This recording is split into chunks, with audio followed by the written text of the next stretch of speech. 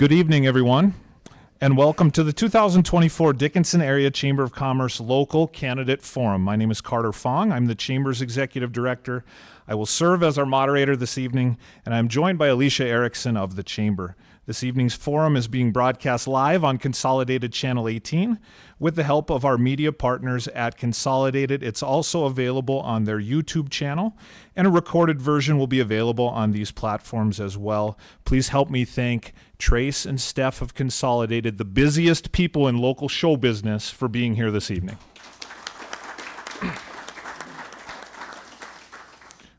Thank you to our live audience joining us here this evening, and if you're here in person, we'd ask that you silence your cell phone at this time.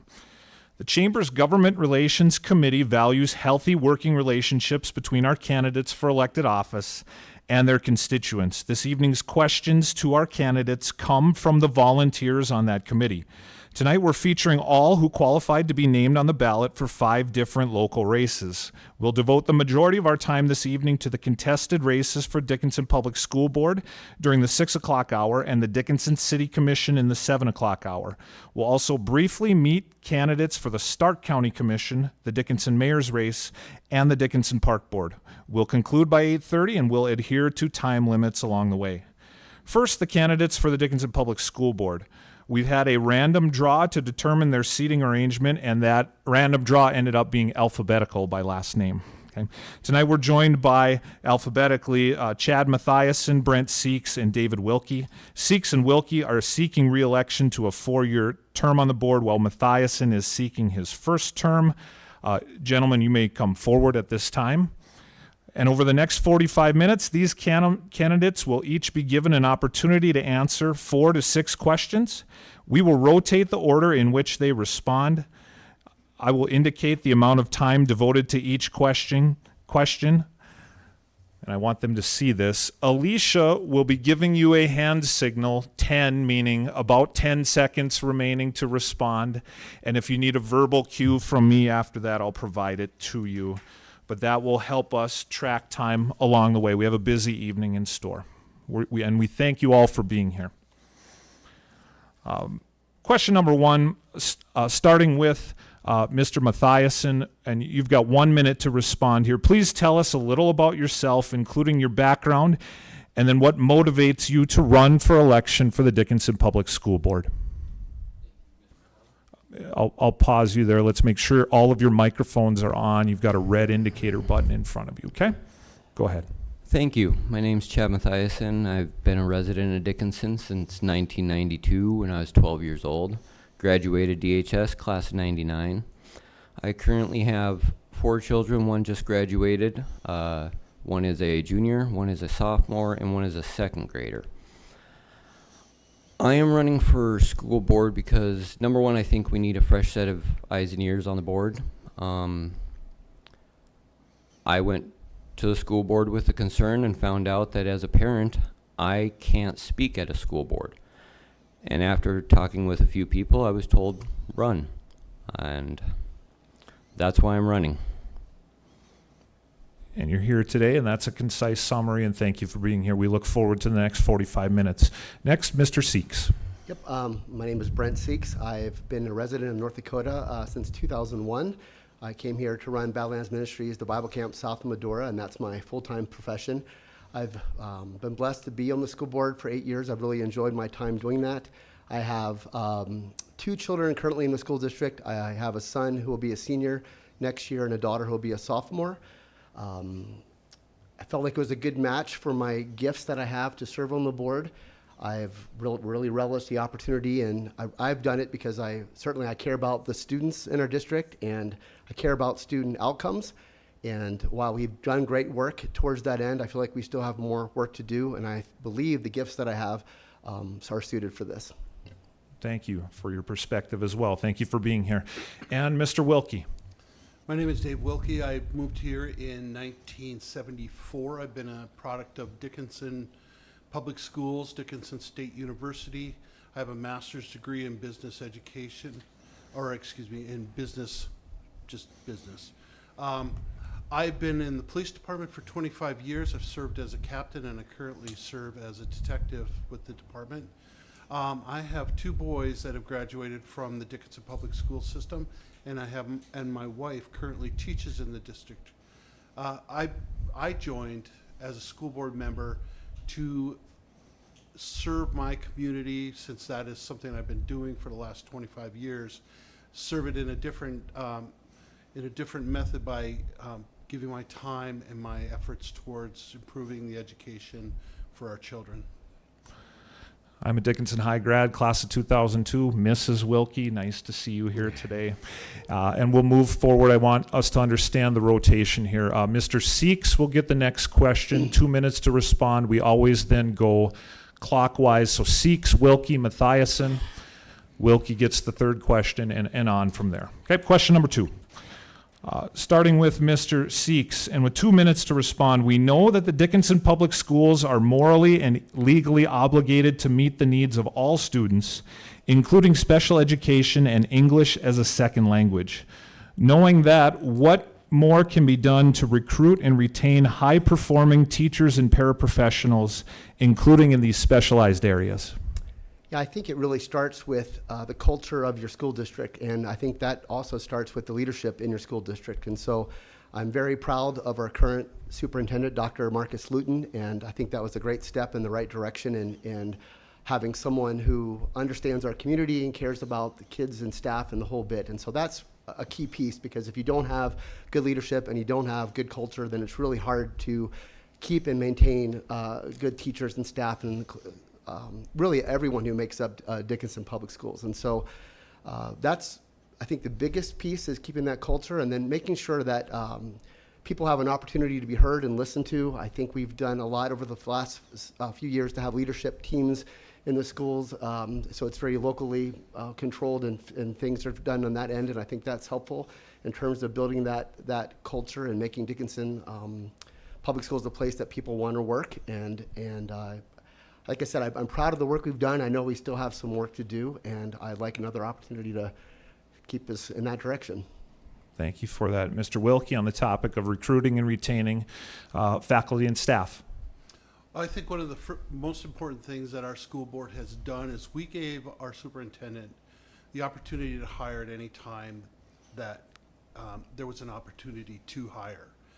I think if you look at the districts around the area, you'll find out that even as of today, as we congratulated teachers who retired last week, we are still looking at a district that has a great number of teachers in it, and new teachers that are going to be coming into it this next year. So we're always looking ahead, trying to fill the positions that we know we're going to need.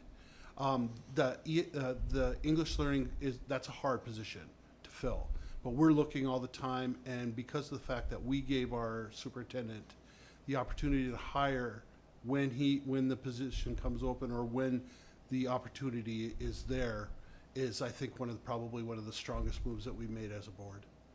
Okay, thank you for that. Mr. Mathiasen. As far as retaining teachers, keeping teachers, I'm not sure where we stand as far as occupancy and empty spots, whatnot. I do have a little insight. My wife also works in the school district. She's a librarian over at Berg. I'm not sure if we do have translators in the schools, but I do know that some teachers are left to using Google Translate to try and communicate with some of our students. I think going the route of closing the gap of communication between our teachers and the students that use English as a second language could be helpful, but we need something there. I'm not sure if we do again, under the assumption that just heard. Retaining teachers or keeping teachers, I think it would be beneficial to try and get our teachers away from having to be mental health professionals in the classroom. I think we could do more as a school board to help the schools better handle situations they are not trained for. I do believe that if a teacher shows up, gets hired, and has to deal with some of that stuff, they might choose to leave and go to a school that actually has disciplinary protocols, we'll put it. I think the mental health in our classrooms is a big problem for our teachers, and whether or not we keep them or get new ones. Yeah, no question. It's a hot topic. Thank you for your perspectives on that question. We will go to Mr. Wilkie. First opportunity at the next question with 2 minutes to respond. We know that Dickinson's largest class sizes are in the youngest grades. I believe that trend is expected to continue. And of course, the district's buildings will continue to age. What should be done to prepare for and accommodate increasing enrollment in the district? Well, we started those conversations back before COVID.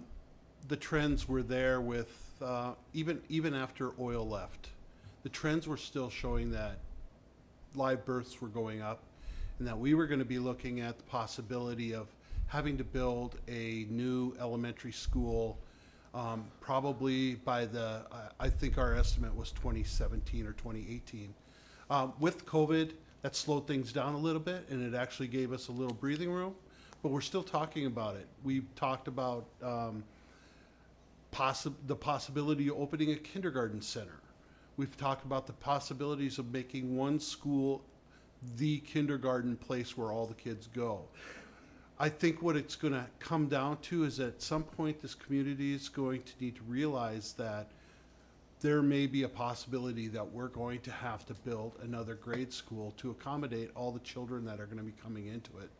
Part of the reason that we looked at improving the high school, not only because of it was a lot of things were getting run down in it, is because we're also looking at those grade school kids are someday going to be high school kids. So to increase the spaces that we have available for that children is very important, and it is a conversation that we've had on multiple occasions and continue to have. Okay. Mr. Mathiasen, preparing for enrollment trends. I'm not particularly sure. I do agree more schools are going to be needed. I hope more schools are going to be needed, because if not, that means we're losing kids, we're losing citizens. I don't see that happening. I see Dickinson growing, therefore our classrooms are going to grow too. I have a second grader who complains to me that her class is already too big. It's hard for her to get the attention of the teacher, again, when the teacher's attention is being used for things that aren't education. I don't know what our school's conditions are in, but I'm glad that we passed the bond referendum to fix our schools. The high school is needed. The high school needed fixed when I was there, and now, yeah, it seems like a while ago now.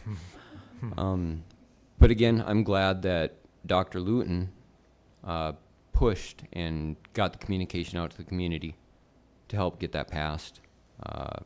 Personally, I was against it until I heard him talk. Just as a citizen who doesn't want to pay more taxes, but then being explained why. I agree. And the school board meetings that I've been to over the last year, and just talking with some of the administrators since announcing my candidacy, I've realized that we are going to have to build.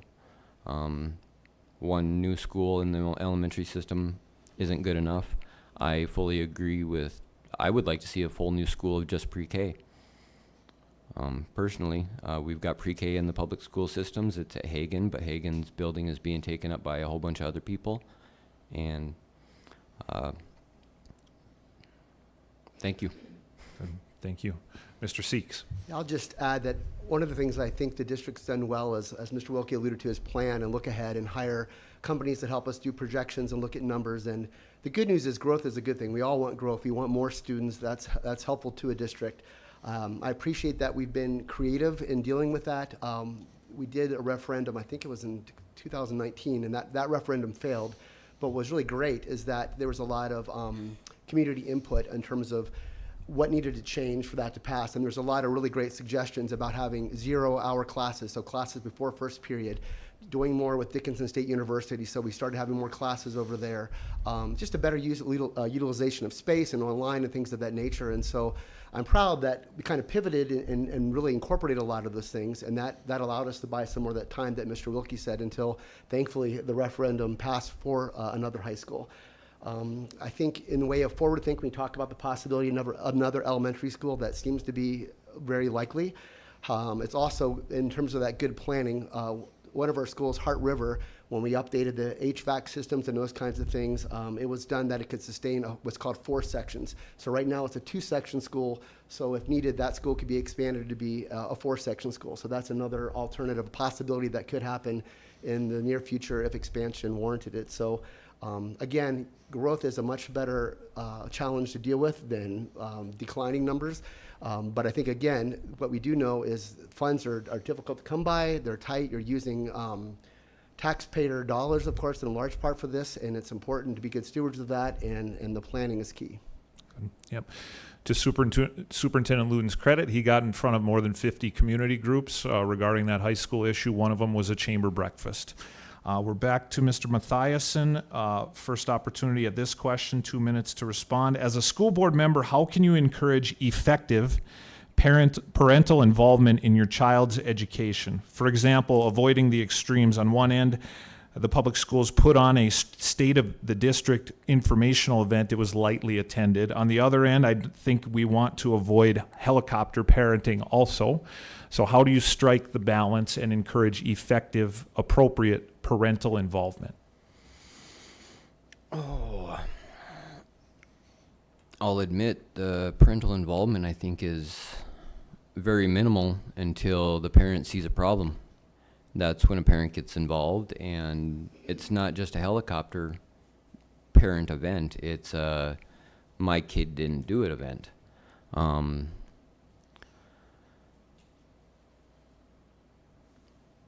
not sure what to do about gaining more involvement from the parents. I've attended as much as I can of my kids' events. I've recently started attending other events. I took my daughter to the fun day, the family fun day recently, and I guess I was glad at the amount of people I did see there, but at the same time disappointed with the amount of people that I saw there. I just went to my daughter's history. The high school just did a whole school history museum today, and there just wasn't a lot of parents. Now, granted, it's during the day, but parent involvement, again, I see only comes when the parent sees a problem. That's if they see a problem. That's why I'm here. I noticed a problem a couple years ago. I brought it to the school board, and I did it to the best of my ability, but found out that when it comes to a parent having a problem, they've got no say. They can go to the principal, they can go to the superintendent, but you cannot go to the school board. And so, again, I'll give Dr. Luton a great big thanks for helping me out with the situation that I came to the school board with last year. But when a parent feels that they don't have any say beyond the superintendent, I don't see where parents feel that they need to care until something happens. Okay. Mr. Seeks, parental involvement. Yeah, I think that's obviously critical. I mean, schools have taken on so much more responsibility since the 50s when it was just educating, that's it. And schools, by a large part, out of necessity, have to take care of a lot of things. I think part of the first thing I think is important is to set higher expectations, perhaps, and I think that's something our district can communicate, is opportunities and expectations that we, not only do we hope and want parents, but we need parents to step up and do more, and kind of maybe explain a bit more what that looks like. One of the things I'm proud of lately, we have our district has, the school board and the district has set some simple goals that are really critical for the success of our kids. The simple goal in third grade, it's that the kids hit the reading level for third grade. It's 8th grade math, which is critical. If you get behind in math in 8th grade, you're going to have a heck of a time in high school. And then the last piece is choice ready, that our kids are prepared to make a choice, whether that's military, whether that's trade, whether that's college. And so having those simple goals and communicating those goals of what we have there was this thing that went out in the mail, the annual report, and it kind of lists those goals, and it shows where we are now, where we want to be. But I hope we can get parents and community members to grab onto those goals and accept those goals and get excited about those goals and help all of us reach those goals. Because if we can hit those goals, that makes our schools better, and that's going to make our community better. Okay, Mr. Wilkie. Our schools do give our parents opportunities to be part of their students' lives.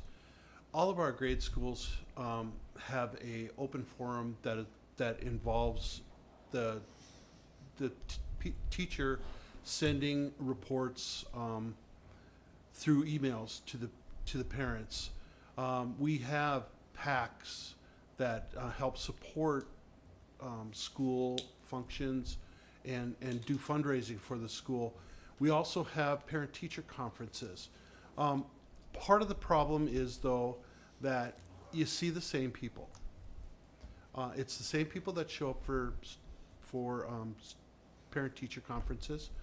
And it's understandable because most of us work an 8-hour day. And most of us work hard for our money, and most of us have almost no time to ourselves. I think that the most important thing that we do, though, as a district, is that we do send out those mailing letters every month. We send out the letters. We have an open website, so the parents can go, the grandparents can go to our website and see the great things that their students are doing, and also the parents can get a up-to-date, up-to-the-minute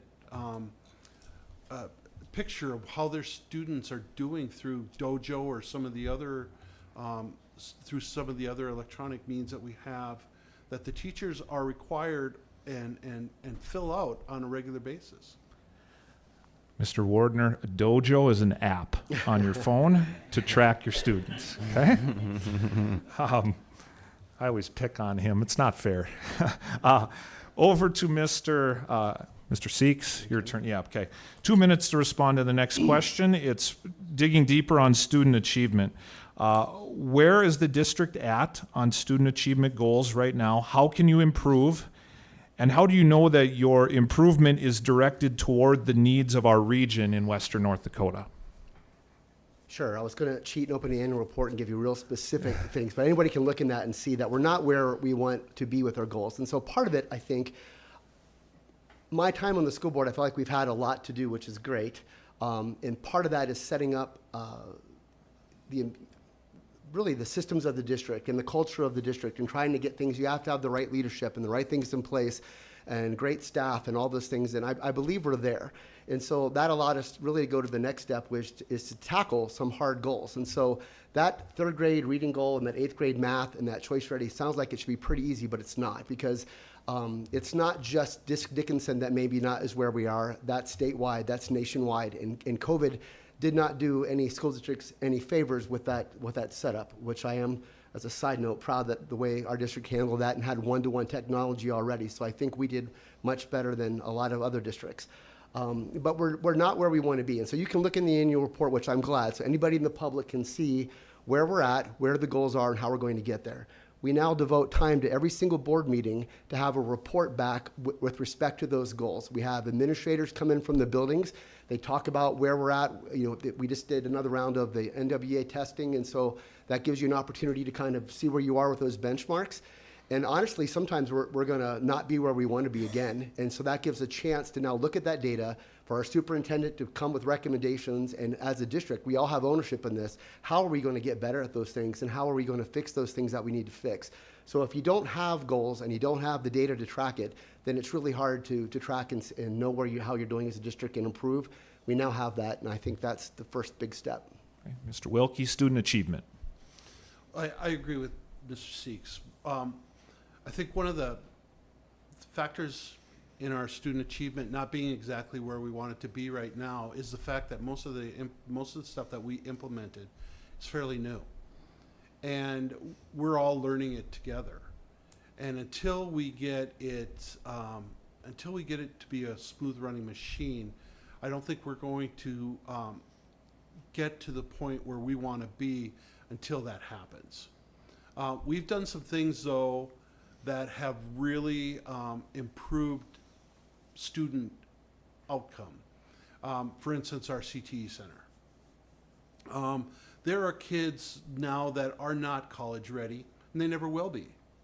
But they're going to leave the CTE Center with a certificate in welding, which is going to allow them to go straight out into the oil field and make probably more money than I make starting out. We have programs at the CTE Center that are going to allow kids to be diesel mechanics, allow them to do internships at dealerships where they're going to be certified mechanics probably by the time they're 21 years old. So we are working very diligently and succeeding in making a lot of kids world ready when they walk out of our schools. Now, do we have room for improvement? Yes, and I don't think you'll find a district in this country that doesn't have room for improvement. But the fact of it is we are continually trying to improve. We are not sitting on our laurels and just accepting the way things are. Okay. Mr. Mathiasen, student achievement. First off, I want to congratulate the current school board members and the Dickinson Public Schools for creating a school system that I didn't have back in the late 90s. The Technical Center, along with the work-based learning programs. I just recently found out about the work-based learning programs, and I want to first thank all the businesses who partake in that. As far as student ready, Mr. Wilkie mentioned they did just bring in some new curriculum, some Common Core knowledge, language, and arts, which, according to their statistics, is better than the North Dakota standard. We graded a D in language and arts and a C in math, according to the Common Core standard. It is new. We'll see if it works, but I've recently started showing people a piece of homework my kindergartner brought home for me, and when we talk about whether or not our kids are ready, my kindergartner brings home a sheet, and I'll describe it to you. It's got dice, 1, 2, 3, 4, 5, 6, and right next to the dice is the numbers 0, 1, 2, 3, 4, 5. And they're told to practice writing their numbers. My 6-year-old brings this to me as take-home homework. How that got past the editor, how got past the publisher, how that got past my child's kindergarten teacher and on her desk. I will say our teachers' attentions are being taken up by entering data. I don't know how many data points the teachers have to enter per day, but I get the dojo, I get the Power School. I get the notifications as soon as my daughter hands something in. The readiness extends to deeper into the classroom. Thank you. And that'll be your time, although the next question does come back to you. So here we go. You get to tell your friendly moderator, each of you, for the next 2 minutes, what I forgot and should have already asked you about. The question reads, for the next 2 minutes, please respond to the following. What's something I have not already asked of you that would be a high priority for you if you were to be elected to the school board?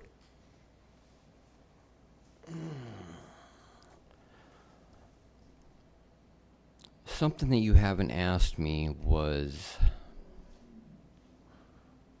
I don't know, but a high priority for me on the school board will be, for one, to try and get a hold of the behavior issues in our classrooms.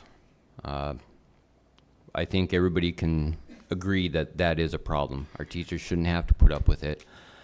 I don't know personally what to do about it, but to simply ask the kids to stop 5 days a week, however many weeks a year. These teachers shouldn't have to put up with it. I don't know what our expulsion rates or our suspension rates are, but when a kid has to get violent before something is actually considered for suspension or expulsion, that's beyond it. My second grader has been kicked I don't know how many times in the classroom by the same kid. Well, kids will be kids, they say. Well, yeah, they will, but those kids I don't think become productive members of society. To use the term kids will be kids is just to condone the behavior of kids. But I would have to say not asking about the behavior problems in the school or what can be done as far as giving our teachers a little bit of tools. Call an SRO. Some teachers aren't allowed to call the SROs. They have to get a permission to call an SRO. Well, when you've got a kid threatening another kid's life, there doesn't need to be a mediator between that teacher and the SRO. Thank you for your perspective. 2 minutes, Mr. Seeks. Other topics important to you on the school board? Yeah, I think one of the things is, I mentioned, not to keep reiterating this, but the goals are really important to me. I felt like it's taken us a lot of time to get to this point where we can really make some progress in those, and I'm really excited about that. I'm very optimistic about that, and that includes ATCE test scores too. That's something again, I know that there's more to learning than the scores in those things, but they're still important, especially from that choice ready category in universities and so forth. So I'm looking forward to seeing growth in those goals. That's a highlight and important. I'm also, because I'm on the school board, I get to serve on the Southwest Area Career Tech Center board, and I'm the chair of that board. And I feel like we're really just getting started there. I'm very excited. I think all of us have talked about the value of that. And Building A is there with the health sciences. Building B has been utilized this year for welding and culinary arts and heavy diesel, so many things. And then Building C is going to come online with textiles and construction and agriculture and some really great things. So I think that's wonderful for our district and our area, and that's something I'm very excited about. Good. Mr. Wilkie, topics important to you? Mental health is important to me. Discipline is important to me. The culture of the school is important. Community culture is important. All of them get addressed separately. All of them kind of need to be addressed by the public, not actually by the school board. The school board is a monitor or an acceptor or a receptor of the community's opinions. And for the school board doesn't come up with rules, regulations. The school board doesn't come up with disciplinary ideas, mental health ideas. The school board supports our administrators who make those decisions, and we determine if they are what our constituents want for our community. So I believe that we really need to look at more mental health issues, but finding mental health caretakers these days is extremely difficult. Got it. Getting licensed from an out-of-state, having an out-of-state license coming to North Dakota is almost an impossible task to get relicensed within a 2-year period. Those are some of the things that we face when we're looking at mental health people coming into our district. And of course, the discipline, we always support any kind of suggestions that have basis and have data that supports those techniques. Got it. Previously, I may have scrambled my order, but you all got an opportunity at the question, and you'll each get 1 more minute. It's your closing remarks. We're playing fill in the blank. A Dickinson Public School District resident should vote for you for school board because, and we'll go Wilkie, Mathiasen, Seeks in that order, and that'll be our program. Okay? Closing remarks, Mr. Wilkie. Well, I guess I would ask you to vote for me because, number one, my experience. We have a very cohesive board.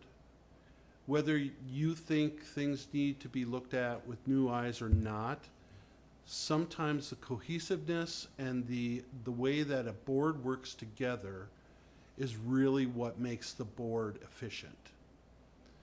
We have worked in, I think in all cases, we've been together at the very least 4 years with our newest person, and 8 years between most of us. We understand how this board works, and we also understand what our roles are in this board. And so I would say vote for Wilkie because he's been doing this and he understands the way the board works. Mr. Mathias. First off, I want to thank both you gentlemen for your dedication to the city of Dickinson, especially Mr. Wilkie. I've known you've given a lot to the city, especially I want to thank you for your service.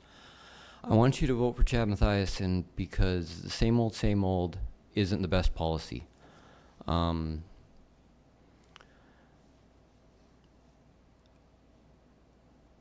I don't think that the school board is aware of certain things in our school district because either they're not allowed to or they don't want to hear about the things. Again, I have been trying to contact the school board for a year. I started a year ago, tried to speak at the school board, wasn't allowed to speak at the school board. Got help from Dr. Luton. He was very, very helpful. But I will say, I've been to 90% of the school board meetings in the last year, and I have yet to have any of the school board members come up to me since that incident a year ago and ask what my thing was. I still have yet to hear from any of them. Thank you. You've been given a voice tonight, and thank you for that. Mr. Seeks. Yeah, I just want to thank Mr. Mathiasen. I know it's a willingness to serve is a wonderful thing, and you being at the board meetings, that expressed a lot of interest on your part, and I just appreciate anyone in our community who's willing to serve and help and make things better, so thank you as well. I hope folks vote for me because I'm experienced as well. I care passionately about kids. I feel like I bring a lot of experience to the table, and I've been active in the community in a lot of ways, from coaching baseball or serving on the Dickinson Backpack Program and Best Friends Mentoring and all these things. So I love our community, and I love to represent the people in our community, and I love to do what I can for Dickinson Public Schools, and I love that opportunity to serve you all again. One of the things I'm grateful for tonight is every single individual whose name is on the ballot got a call from the chamber and all said yes to being here tonight. Let's acknowledge and thank our 3 school board candidates for being here.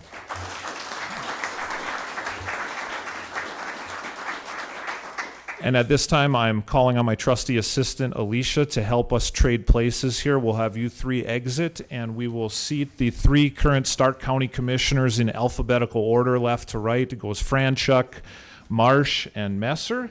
You're on deck.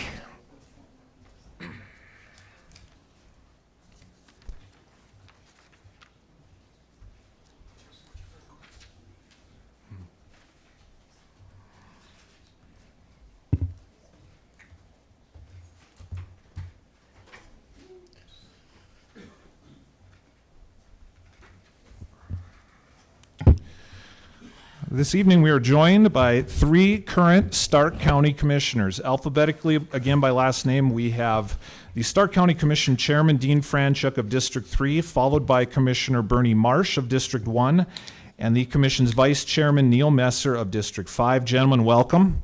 We will be brief this evening as you're all running uncontested on the ballot, but we're going to begin by giving you a minute to respond.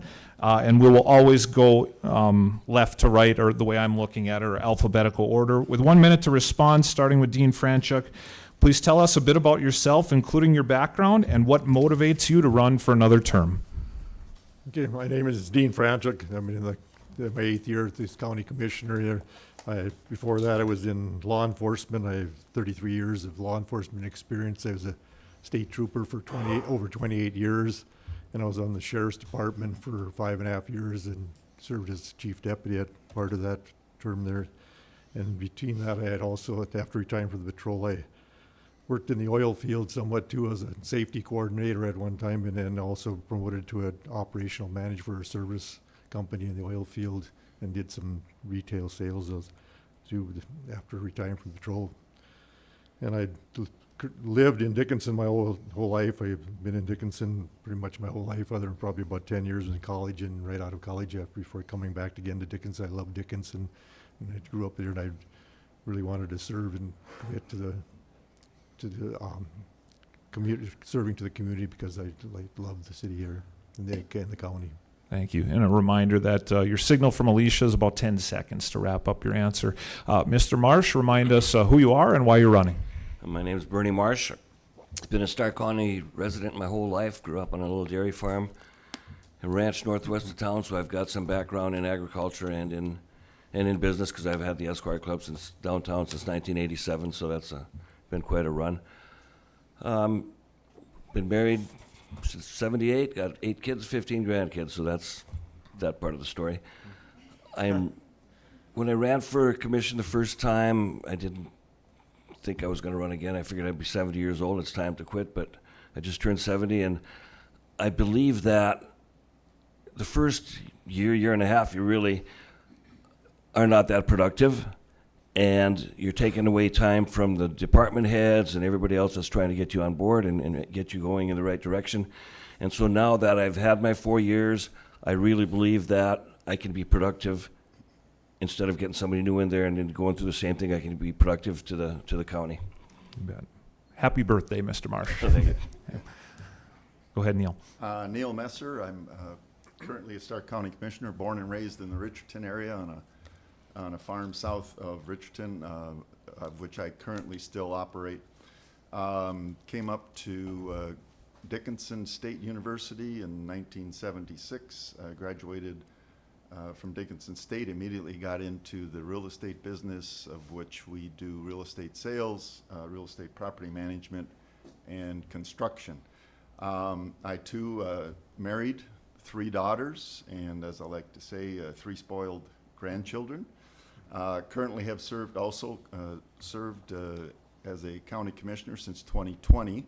First of all, it's great to be in a room where there's people, because the last time we did this, if you remember, Bernie, we were all in our basements post-COVID. I thought I was like Biden running for president, in the dungeon. So this is exciting. I'm glad to see people here, and I'm glad that everybody showed up tonight just to at least listen to what we had. Yeah, I know your family, and your oldest daughter, Brooke, was my Jefferson Elementary school classmate, so I know you very well. Continuing in the same order, for 2 minutes, simple version of this question would be, what keeps you up at night? What are the concerns that you have as a county commissioner, the things that are taking a great deal of your time and attention? We're going to get to optimism next, but what keeps you up at night?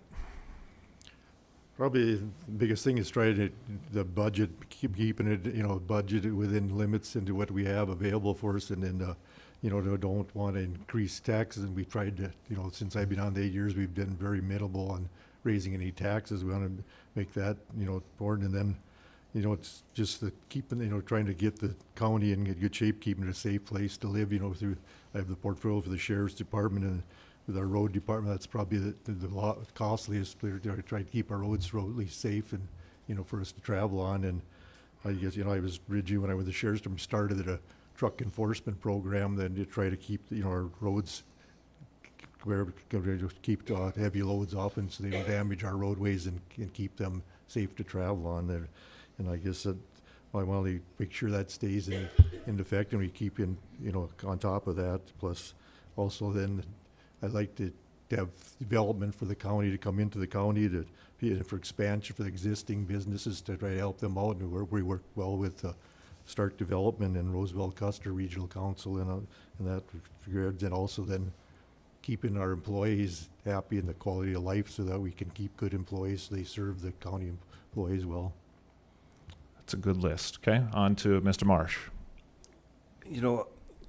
For the most part, our county runs very well, very smooth. We've got a lot of good department heads. And so, other than, budget and some things, I really don't lose a lot of sleep, because the department heads all make us look very, very good.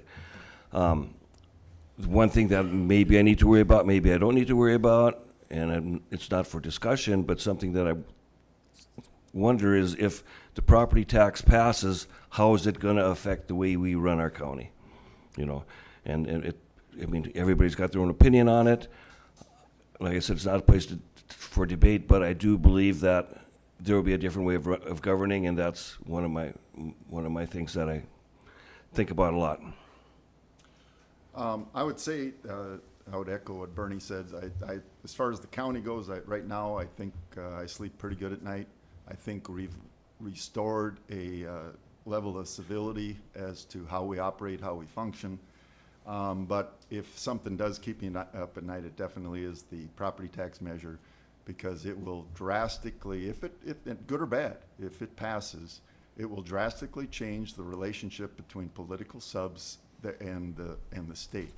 And there will be a challenge of all smaller political subs how to continue to generate the level of service that they currently do. I mean, that's unmistaken. So it's going to be really up to the electorate of which level of service they want, and we as their elected representatives have to do with what they elect us to do. I agree on the budget side. The first year budget when we came in 2020 was 6.7 million on the general fund. We've lowered that to 5.5 million. So we've worked hard to curb costs and maintain a level of service while reducing the tax liability. So I agree the budget is always number one, and I agree that we have a good good department heads that help us run our county. So. You bet. We get to explore the other side of the coin, reasons to be optimistic. What makes you optimistic for the future of Stark County in western North Dakota? Probably the biggest thing is there's a lot of things that are being planned here to expand. We've got a lot of new projects coming in. There's some companies that are looking at us to expand in this area and stuff, and I just feel that we've got influx of people. There's a big need for employees, and everybody wants to hire more employees. There's just good thing to be going on, and I'm just looking forward to, I guess, good moving forward with that, and making sure that we get the people here to move in there and stay here. So, and the good quality of life is what big there. I know the city is doing a lot of things to have better the quality of life. We have this presidential library that's coming. That's going to bring a lot of people to this area, and we're going to have to, figure out some ways to get there to take care of people when they're in visiting, and so they're wanting to come back here again. Yeah, and some of those folks who are new to the community stop in at the chamber, and we make sure they meet Alicia first, because she's very welcoming and loves visiting with those new folks. Okay, Mr. Marsh, optimism. Optimism. One of the most exciting things to me that's happened. I mean, we've got a great area down on the south side with their fairgrounds, but that's not the thing that I find so exciting. It's our CTE that I just find totally exciting. I'm so glad I could have been on the county when it started, and we got to help it, financially and get it going. And there's so much chances for young people to experiment in whatever ideas that they have that they might like to have a livelihood. I'm jealous that I never had that type of opportunity. So the optimism is the CTE, and it's bringing in education, and people can graduate and they can get jobs right here and help build this community. Okay, Mr. Messer.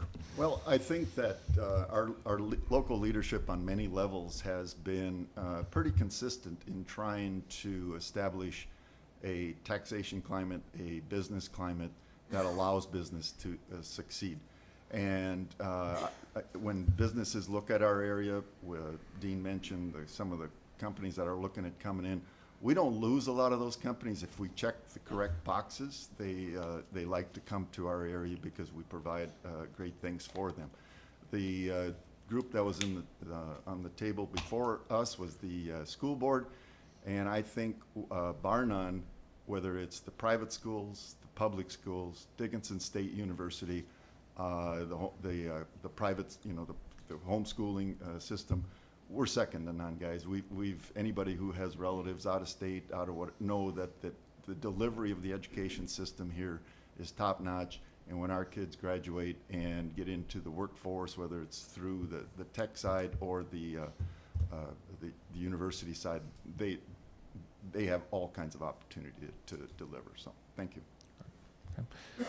I might have cut you a little short there. We'll give you extra time, but this is the last question to each of you. Is there an issue where you are getting lots of input, your inbox is full, you hear from your constituents often? And is there an issue where it's important, but you hear very little from your constituents and you wish you were hearing more, or people were paying closer attention? On either of those topics, each of you get maximum 2 minutes. Where are you hearing a lot from your constituents? Where do you wish you heard more? I guess there's nothing that I'm really hearing a lot from. I guess that I have to say, there's people that show their concerns on, but the one thing I guess that I'm not hearing is that we're in the process of a comprehensive plan right now, and I would like to have more input for the people now, because I don't want the people that after we finalize it and then to come forward there and it's too late for it. I'd like to have input now as we're working with it, because we're in the process of probably finalizing it this summer or early this fall. So I would like more input on that comprehensive plan then. Yeah, and I was invited to be part of that process, and I attended one of the public sessions open to the public. It was pretty lightly attended. We at the Chamber will do what we can to communicate out those opportunities the rest of the way for the county. Okay, where are you hearing a lot? Where are you hearing not so much from your constituents? I don't hear anything negative, which to me is hearing a lot of positive, and so I think for the most part, like I said, I think we work well as a county commission, and we do work well as the commission that we have. There used to be a little negative aspect to the county, but I mean, we're running really well. But in the same respect, if you're going to have a commission, you have to have some disagreement and discussion and debate. So I think we really fit that really well as a commission. Other than that, the city and the county are two different types of government, but whenever we have a chance to work with the city, I find it very exciting that if we can somehow hold hands on some projects, where there's some things we're working on now, I find that positive. But other than that, from the people, I very seldom hear anything negative, and so I look at that as a positive. Okay, Mr. Masser. Well, I think I would echo that probably the phone rings off the hook typically in December, because they get their tax statements in the mail. And because they're mailed from the county, they think we control, a lot of people think we control all segments of that. And I'll be honest with you, I love those phone calls, and people are really good about listening and engaging, and those are all very rewarding phone calls. I think areas that we can also, there's misconceptions that every time somebody gets in government, they spend like drunken sailors, and I think when people find out, engage, and really do the homework, they find out that we really work hard to get bang for the buck. I'm in that arena very hard as much. I think again lately, once you get past December and you get into February, then the assessing letters go out and everybody gets excited about the change in assessment, think that automatically changes their tax. It does not. But the assessment process has to be changed on how that's done, and that's driven from the state level, State Board of Equalization. I'm working hard to try to get engaged in that so we can work with them to better be more realistic in how these evaluations are done. So, no, I tell people that being a county commissioner has been probably some of the most rewarding and at the same time most frustrating things I've ever done in my 44 years in business. So, yeah. Yeah, I very purposely ended, for the sake of our audience, with areas where you might like more input. So now you've got some ideas, and we'll end on that note. Ladies and gentlemen, let's please acknowledge and thank our 3 candidates running for county commission. So I just wanted, because I sit on a desk like this at the courthouse, and now I get to know how President Decker feels when he sits over here. Okay. And as we transition to 4 candidates for the Dickinson City Commission here, we're going to share a laugh. The Chamber misspelled one of their 4 names, and I'm not telling you which one, but we won't put name tags in front of them, but we do know where they're going to sit. I believe it goes Oderman, Kluver, Riddle, and Iltz. Gentlemen, please come forward. Candidates for Dickinson City Commission.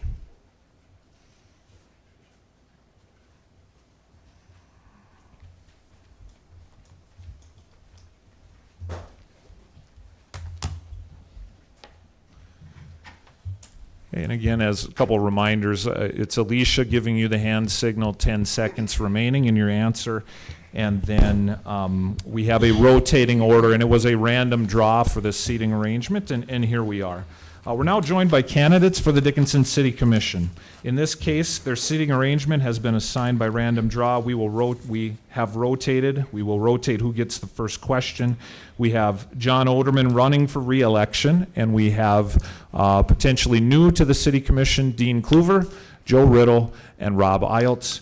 We start with Mr. Oderman with 1 minute to respond. Please tell us a little about yourself, including your background and what motivates you to run for re-election to the Dickinson City Commission. Good evening, everyone. Thanks for being here tonight. Thank you to the Chamber and for Consolidated for putting on this great event, giving us an opportunity to introduce ourselves, or in my case, reintroduce myself to the community. John Oderman. I grew up north of Belfield on a ranch. I'm the youngest of 8 kids. If you see somebody in town that looks exactly like me and he's rude, that's my twin brother Jacob. So that's what I tell our new employees at the hospital, and I think it's important for you to know that there's somebody out there that looks just like me. So I live here in Dickinson with my beautiful wife and our 3 beautiful children. We have a 6-year-old, a 4-year-old, and an 18-month-old. And I am running for re-election because I love this community, and I love my wife and I love my kids, and I want them to have a great community to grow up in and to live in. And I want this community to be a community that my kids want to come back in and live in, just like I did when I was done with college. Thank you. Okay. Dean Kluver, who are you and why are you running? Well, as many of you already know, I'm Dean Jr. of Dean Kluver and Son Painting. I'm the son to Dean Sr. and my mother Maria, who's here in the crowd. Father to 2 beautiful children, Julian and Celine, and husband to my wife, Laura, who's also back here. Came out here in 2016 out of a bet that I lost with my father. All started from keeping your word. And through that, I've grown in the community. I've worked for most of you I've actually seen in the crowd, and I've walked through all aspects of life here in Dickinson. I've worked for Southside, I've worked through the hospital, I've worked through the school district, I've worked for everybody out here and seen through thoroughly the infrastructure that we have here. And with that, in this position that we're seeking of it, I've been called upon through you guys to serve. For me, in this position as a commissioner is a job of service. And so when you are called upon, you are to be of service to the people. Thank you. Thank you. Mr. Riddle. Joe Riddle, born and raised here in Dickinson. Come off a family farm just northwest of town, 4th generation. So yeah, it's nice being in Dickinson. It's a great place. I did leave for 2 years to go to Wapton for tech school. I came back. Had lots of opportunity to stay away, but here I am. So looking forward to it. You know, reason I'm on here, I've had several people ask me to come on. It was never a thought that I had in my mind. It's just one of those that figured, well, if I get the signatures, I'll run. So I'm not doing it for myself, I'm doing it for the people. When I sit and look at things, that I'm one guy, but I can be a voice. And I want to be a voice for the people, not a voice for myself. So. Okay, thank you. And Mr. Iltz. Rob Iltz. I am so thankful that you guys are doing this for us, by the way. I'm husband to Jennifer of 27 years, and I have 5 active children in the community. Many of you I've met through a lot of those opportunities from either Badlands Opera Projects or Hockey Club or Mustang Baseball. We sit in the stands together, and I've grown to love the passion and everything that happens in Dickinson. We want to be a part of that. We want to be a part of the growth, and I want to be a leader in the community, not only for my children who are here to stay, but I want to create a place where they want to come back, just like John had mentioned.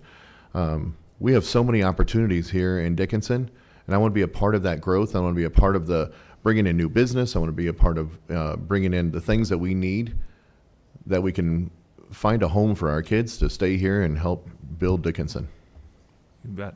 I very intentionally moved back to Dickinson, wanted to be a part of a small town where it's possible to get to know everyone. We can be transparent and say, I know all of you quite well. We have a chamber board member, a chamber trick or trunk participant, the host of Chamber's Banquet in a Field, and the sponsor of the Chamber Golf Scramble defending champions. That's right. Before you. There was also a situation a couple weeks ago where I was parked next to one of you.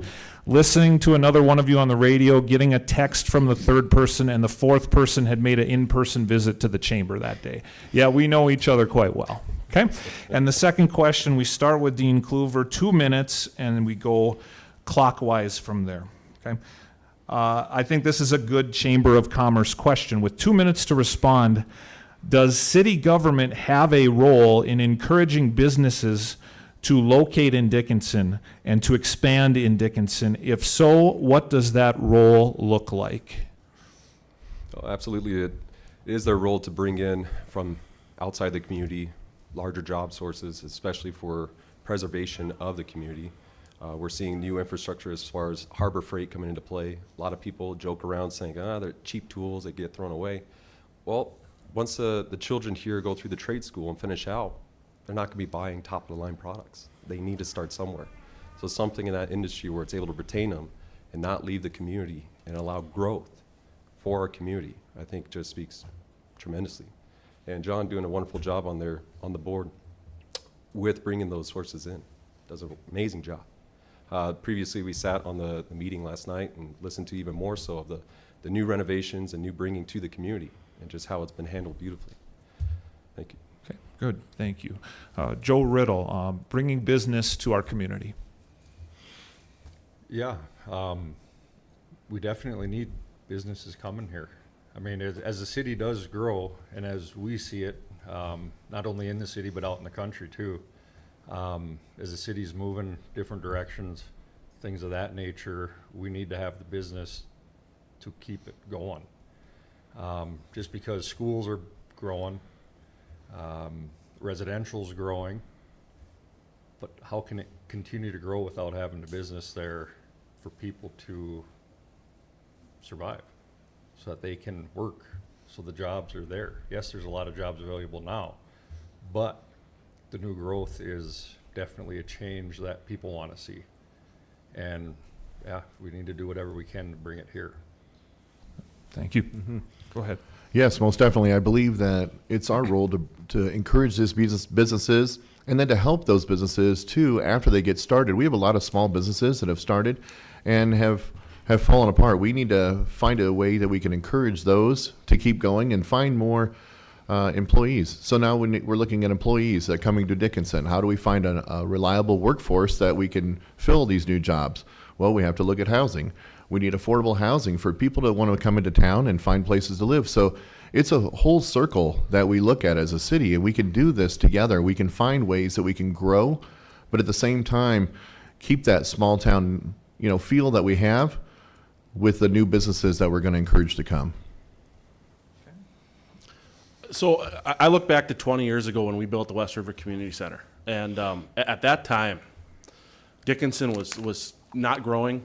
Population was basically flat for about 20 years, becoming kind of a retirement community. Kids were leaving and not coming back. And that was a really bold decision to build the West River Community Center. And we have to, over the next 4 years, we have a window of opportunity here with the Presidential Library going into Medora to really capture not just the attention of those tourists that come through here, but anybody that is paying attention to Western North Dakota. We have to be ready for the potential growth. And we might have to be courageous in making that next decision, that is that next West River Community Center.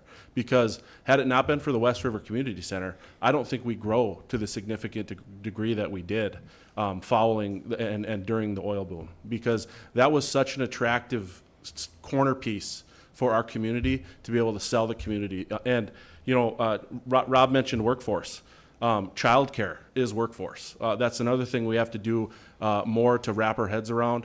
The city invests a significant amount of money into Stark Development Corporation, and they have invested a good amount of dollars in bringing childcare options to the community. Because the more childcare that we have in the community, the more dual income homes that we can potentially have. Because if you don't have somebody to watch your kids, somebody's got to stay home. And so that will hopefully alleviate those workforce challenges that we have.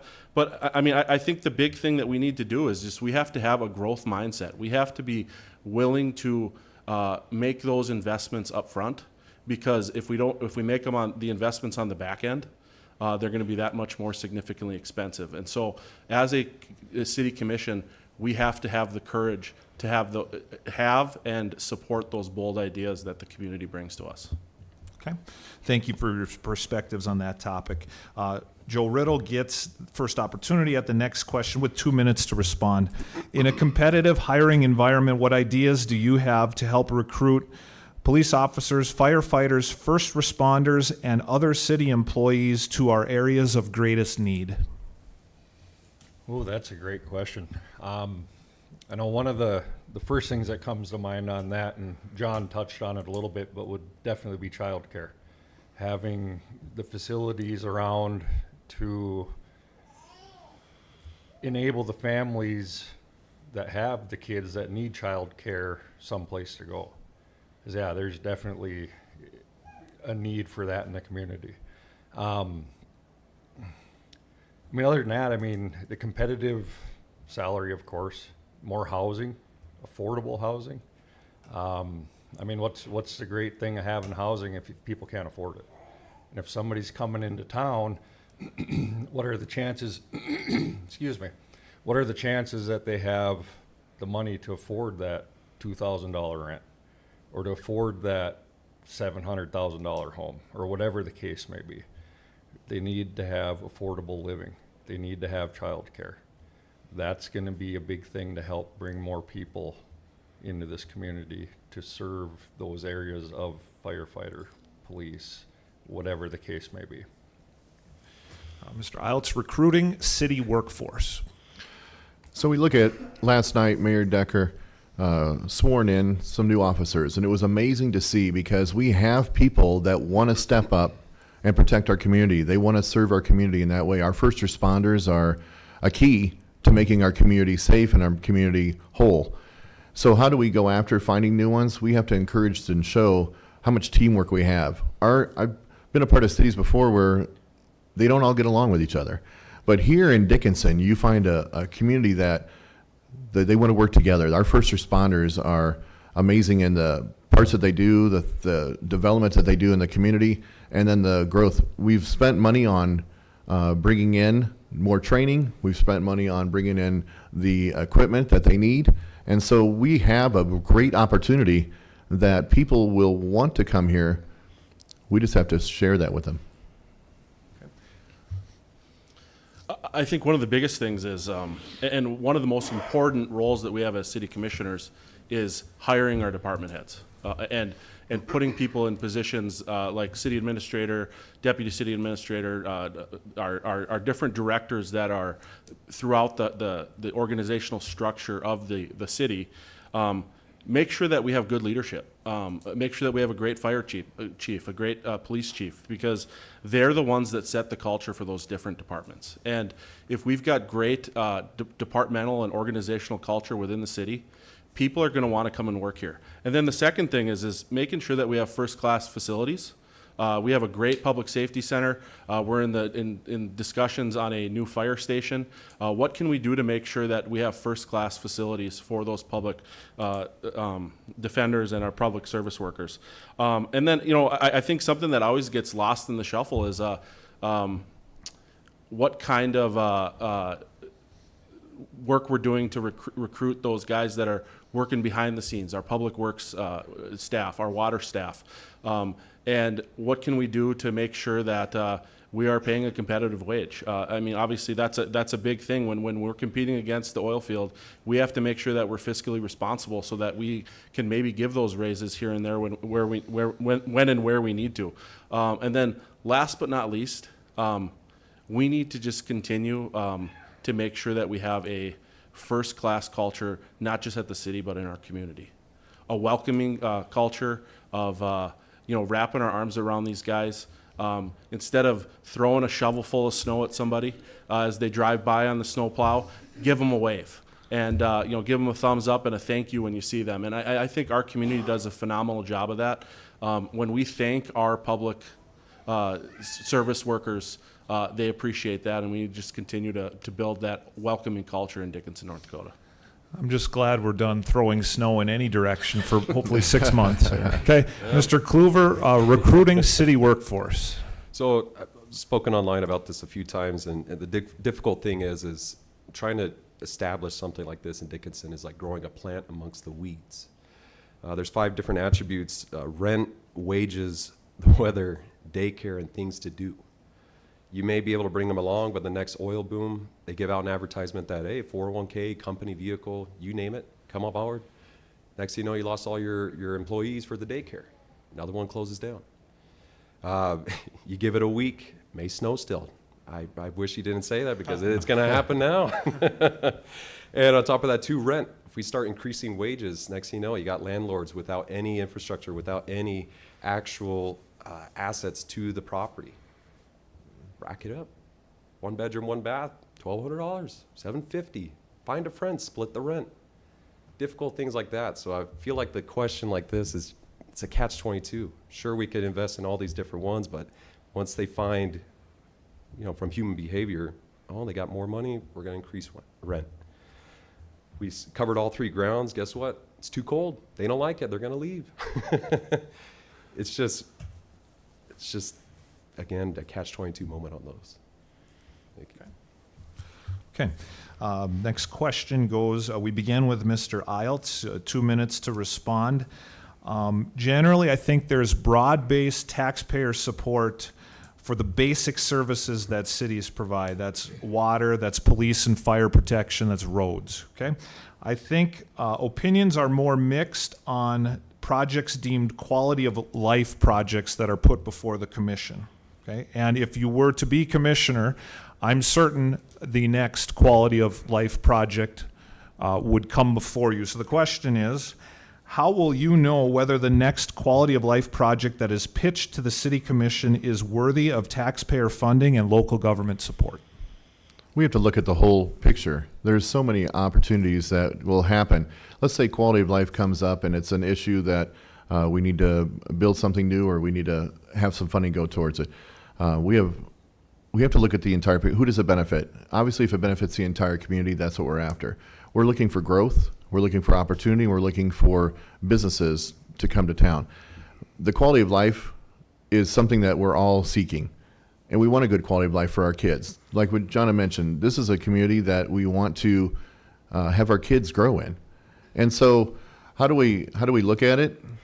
One step at a time. We have to use an evaluation process that is the same that they've been using for the West River Center and looking at what growth we did for the Baylor building and the growth that we did for the museum. We have to look at these items and say, how is this going to benefit us? Is it tourism? Possibly. Is it going to be an area that it's going to help the youth want to grow and stay here? Possibly. Either way, we have to look at the entire picture and then identify it. I think that's an important thing, too, that we listen to our constituent. There's a lot of people who want to spread their voice. We listen to them and let them call in and let them talk to us, get a feel for what they want, and go from there. Okay. So I don't necessarily, I like the term quality life projects, but I don't necessarily like the way it's applied, because what do you classify as a quality life project? I think the West River Community Center, that's a really easy one to say, hey, that's a quality life project. What about the CTE Center? I think that's a quality of life project that has improved the quality of education in this community to a degree that we aren't really going to know the impact of for decades to come. We're starting to see the impact of being able to get these kids in the workforce right away, but that's a quality of life project. Bijou Activity Center, Legacy Square, the softball complex, the reinvestments in the West River Community Center that we've made in the last year. These are all quality of life projects that make life in Dickinson more attractive to not just the people that live here, but the people that are looking for a place to live. And I mean, you mentioned, maybe you got a question about this, but I think that there's a number of projects that are right around the corner here that we have to decide how are we going to prioritize it, or are these projects that we need to invest in and have that bold, courageous idea of being able to fund. The DSU Indoor Arena, our Baylor building project, that's one that flies under the radar, but it would be a quality of life project. Museum expansion, new fire station, a potential for an event center. Airport expansion. What are we going to do with the armory? There are all kinds of these questions that are out there that we have to be willing to sit down with our community and talk through and prioritize. Hey, what is important to you? And I just want to really give a plug to our planning and engineering department. We are going through a comprehensive plan just like the county is right now. And there is a fantastic website out there. I shared it on my Facebook page. Please check it out. It's a great open forum for you guys to share your ideas with the city. You can drop your idea right on the map where you think it should go and share what you think that idea should be. So please give us that feedback. Mr. Kluver, defining quality of life and knowing how to prioritize. Just as a quick point on there, so John, on the last point where he said that as far as the quality of life and the feedback from the community, I know our most recent one was the Legacy Square. However, for the community on their own, they're unable to comment directly on the page and actually give an honest feedback as far as how the event goes.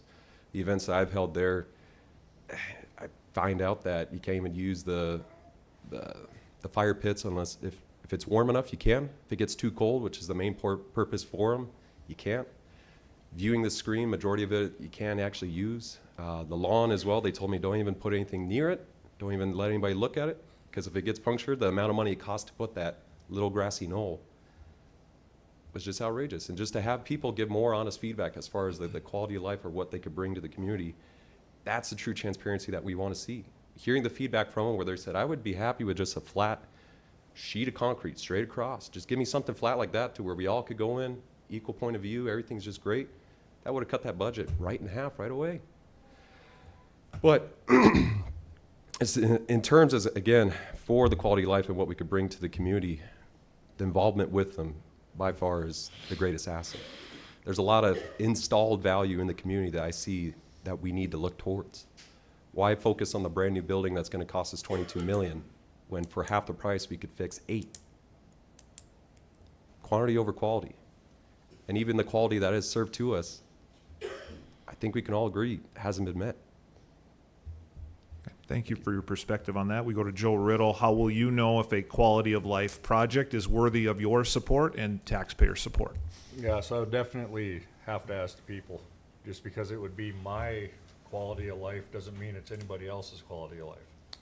So how can I sit here and say, yep, that's good for quality of life, this is, that is, this is, that is, and there might only be one other person in the whole town that's gonna agree with me. So it wouldn't be 100% up to me. It would be up to everybody, the rest of the commission, Mayor Decker, the people out there. It has nothing to do with me. I could only be a voice to share what the people would want. I know we'll take the Baylor building expansion. Yeah, absolutely, that'll affect everybody. Doesn't matter who or where in this town, that will affect them. That is definitely quality of life. The community center, I've never used it. I might have set foot in there a total of 5 times. For me, that is not a quality of life. Legacy Square, I was there once. For me, not a quality of life.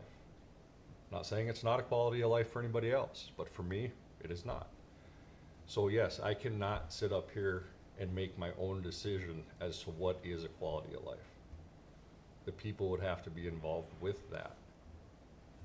The rest of the commission, Mayor Decker, they would have to be included in that as well, because that is not something that one person can decide. Got it. I follow you, willing to listen on that topic. We're back to Mr. Oderman getting the first opportunity at the next question for 2 minutes. We, the Chamber, anticipate that North Dakotans may be voting upon an initiated measure to eliminate property taxes. Do you have a position on this issue, and how will city government and city residents be impacted if the measure were to pass? Definitely opposed to the measure. I think it's important for people to understand what we're looking at in terms of the impacts to city services, county services, and the relationship and how that changes our relationship with the state. This would be so detrimentally impactful to not just the community, but individual citizens. We need to be aware of the fact that property tax Yeah, nobody likes paying taxes, but how are we going to come up with replacements for those funds at the city level? You're going to have to go through some attrition activities. You're going to have to cut here and there, and we're going to do our best to maintain services if that does happen. But we're going to have some really, really difficult and hard conversations about what services we will provide and how often we will provide those services, because the money just will not be there unless we do something like an additional sales tax or something like that. Because obviously, like Mr. Messer said, every December, people get really upset about their property taxes. If you look at the property taxes that we pay in Dickinson, North Dakota, and compare it to other municipalities in the state, the city commission has done a phenomenal job of keeping your property taxes low. And as a matter of fact, the 4 years that I've been on the commission, the effective tax rate has gone down each year. Valuations may have gone up, but your effective tax rate that you're paying from your city share of your taxes has gone down. Is the answer getting rid of property taxes? Absolutely not. The answer is electing people like me who are going to be fiscally responsible with the dollars that our property tax owners give us. Mr. Kluver, your perspective on the proposal to eliminate property taxes. Well, in all honesty, I mean, I am opposed to it. And it's just the sheer fact that what happens next? We're all enticed by the idea of not having the property tax and just leaving it at that. But what happens next? What happens to the infrastructure? What happens to the sources that we need to fund medical relief and fire department, police department, all these safety measures that we have?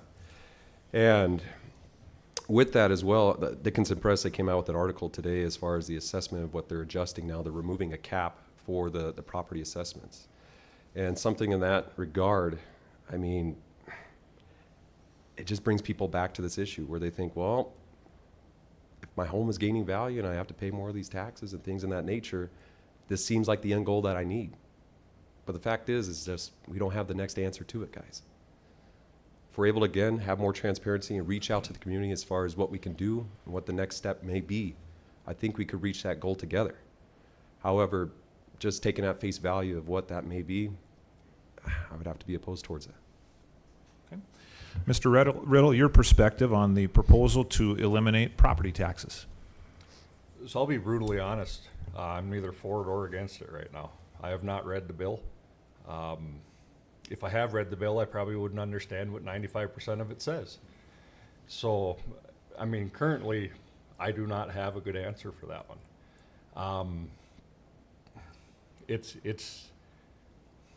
I don't know. It's out of my comfort zone to sit up here and say that, but it's honesty. I mean, I can listen to what people say about it, but how am I going to know what it is without actually reading it or without actually getting with somebody that can explain it to me as I have it in front of me? I can't lean one way or the other on it.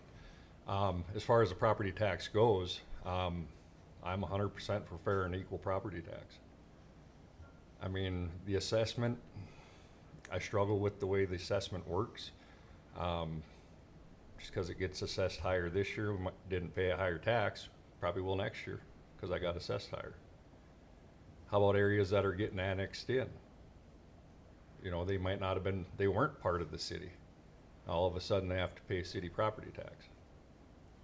So what's with that? I don't know that either. That is another area that I have to look at.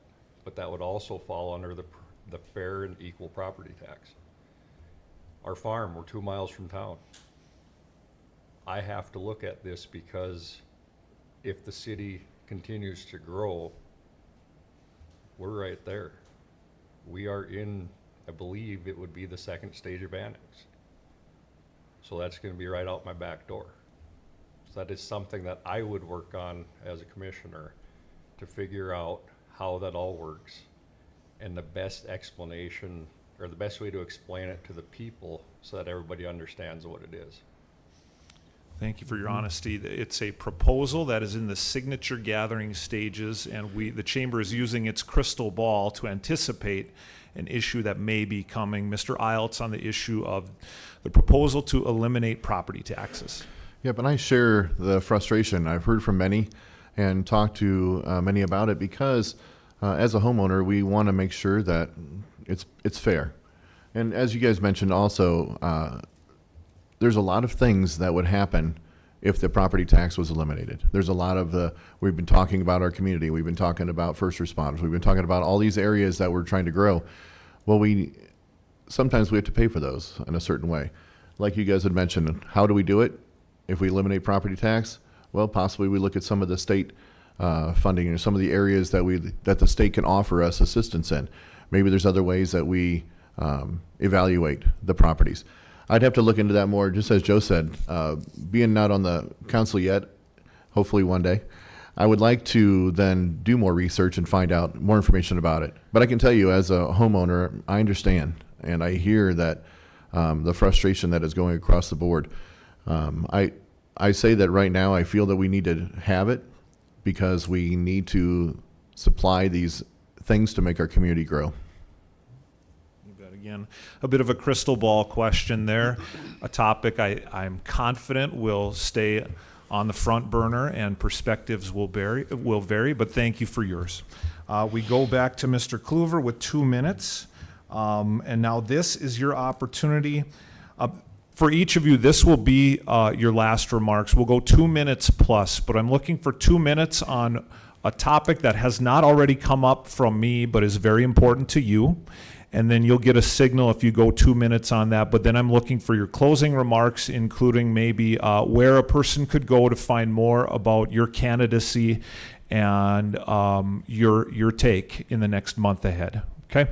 What haven't we talked about that's important to you? And then closing remarks. Dean Kluver first.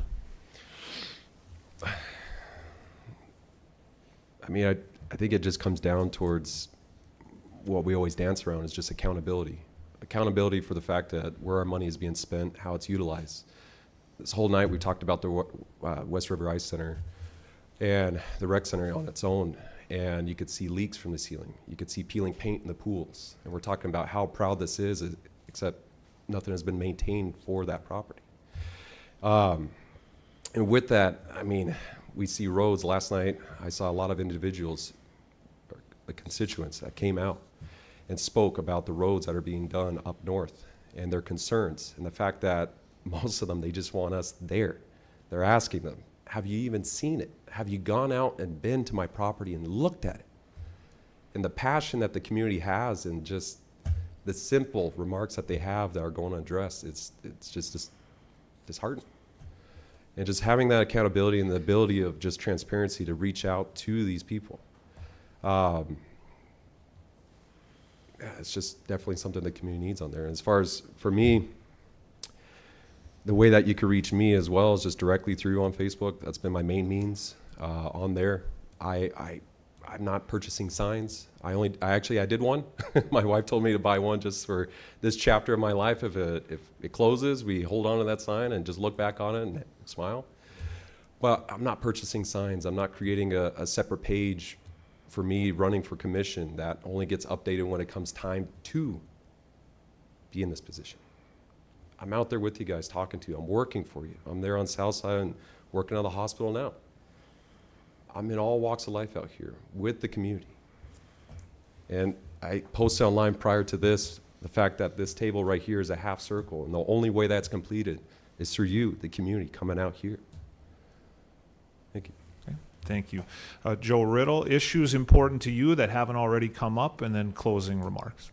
Yeah, one of the biggest issues that hasn't come up yet, excuse me again, would be the safety of our children, especially through the library. I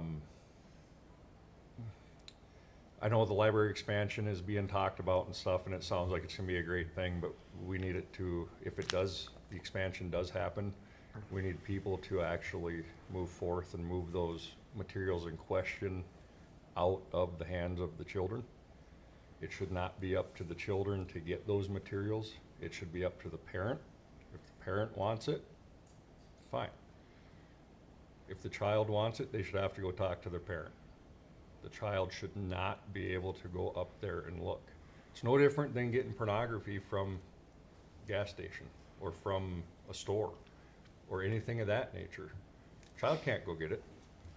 So why should they be able to grab those books and look at them? I don't want to ban books.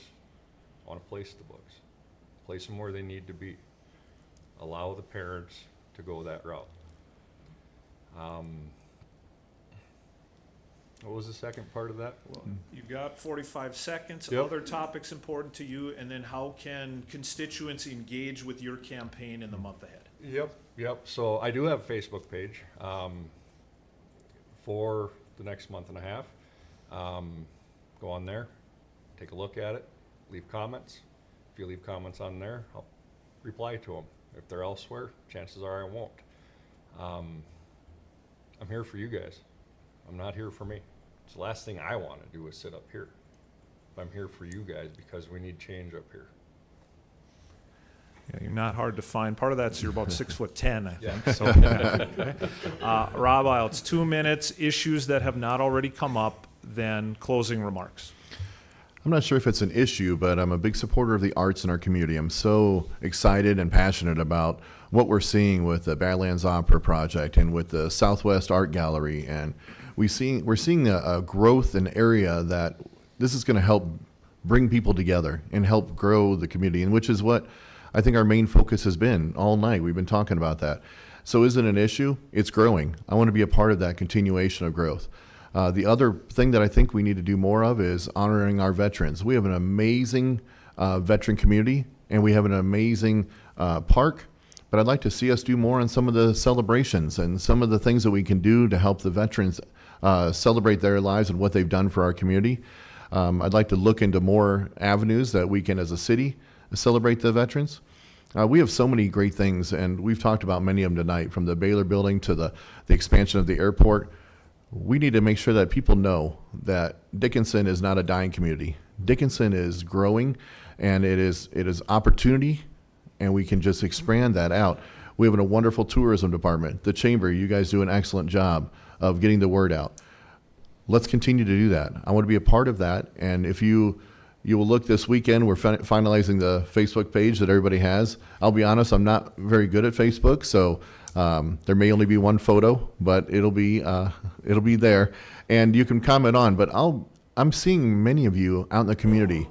I'm out in the community in a lot of different groups, and like I said, with our kids, and then I'm not hard to find. I may not be as tall as Joe, but I'm just about as handsome. So, but yeah, I'm easy to find. But I do believe that we can have opportunities where people can come and see us. I believe that the commission has been very open to coffee and things of that nature that we've gone to, and I want to continue that and make sure that the community feels ease to come talk to us. Thank you, Mr. Iltz. On to Mr. Oderman. 2 minutes. Issues that haven't already come up, and then closing remarks. I'm gonna answer the second question first. You can get a hold of me on Facebook or Instagram, and then my contact information is on the city website, but john.oderman@dickinsongov.com. If you've got anything that you want to mention to me here in the next couple weeks, or if you want to come to a city commission meeting, you can come and yell at me for a couple more weeks during the public commission the comment section of the commission meeting. But something that we haven't talked about yet that is really near and dear to my heart is Commissioner Sobeluk and I have had the pleasure of being able to be the advisors for the Youth Commission for the last 3 years. And being able to engage with our youth and talk to them about, hey, what are you looking for from this community in order to be willing and eager to come back when you're done with school or you're done with trade school, or being able to just get in a job here and stay here. And that's something that is really important to me, is the concept of planting those trees under which the shade of I'll never sit in. But those kids that are building a family 30, 40 years down the line, is there a community in Dickinson, whether it be through the park district, through the city, through the school system, that we can be proud of what we built? And that's really important to me, because there were a lot of people that got us to be the community that we are today. And if I can just play a small role over the next additional 4 years, It's been an honor to do that for the last 4 years, and I just ask that people support me to do it for another 4 years, because I truly believe that we are on the cusp of some really, really great things, and we have a bright future in the city of Dickinson, North Dakota, and we need leaders that have a growth mindset, are going to be fiscally responsible, believe in the importance of quality of life projects, and are determined to build for that next generation. Thank you.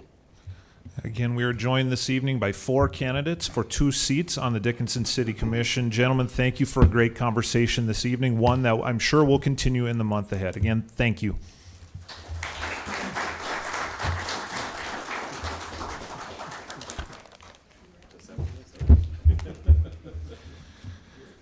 And again, we'll transition with help from Alicia here to the one name that will be on the ballot for the office of mayor and the president of the Dickinson City Commission. The incumbent is Scott Decker, and we'll have him seated next.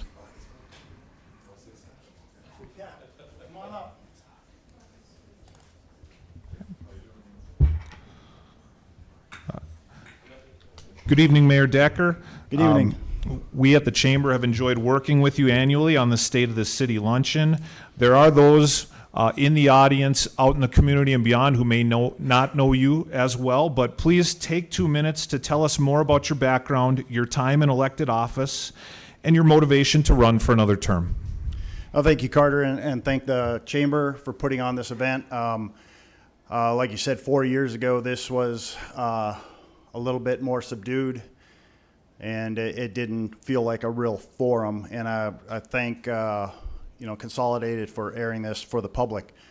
For those of you that don't know me, I'm Scott Decker, born in Dickinson, educated at Dickinson State University, my undergrad. I'm a graduate of Trinity High School, went to Dickinson State College when it was still Dickinson State College, and then transitioned to Dickinson State University. Needed to find my way after going to school there for 3 years, so I decided I'd join the Army. 1989, joined the Army, and I spent the next 21 years of my life in the United States Army. 10 years on active duty. The Army had, in their wisdom, was going to they sent me to Korea in 1995, and then I came back to the United States, and then in 1998 they decided in their wisdom they were going to send me back to Korea again, and I said I had enough of that. So I separated from the United States Army, came back here, continued my education at Dickinson State University, and by chance I was enlisted into the North Dakota Army National Guard, and was part of the Weapons of Mass Destruction team, the 81st CST out of Bismarck, and got to know a master sergeant that was in charge of the Dickinson recruiting unit at the Dickinson Armory, and he basically asked me, he said, you got 10 years active duty, don't you? And I said, yeah. He goes, you want to come back on active duty? And I said, sure. And so I came back on and spent the next 10 years as the station commander for the Dickinson unit, and ran the Dickinson recruiting, or the Southwest recruiting station for those 10 years as the commander. And at the end of that, I had a lot of people asking me, because I knew a lot of people from recruiting, they said, hey, you need to run. And a lot of people were encouraging me to run right away to be the mayor. And I said, well, I didn't come into the Army as a sergeant. I came in as a private. So I decided to run as a commissioner. And in 2012, after working in the oil field a couple of years, 2012 came, I ran in that election, and I lost. And I was like, well, where are all these people that wanted me to be the mayor? So refocused, 2014 ran, became a city commissioner. 2016,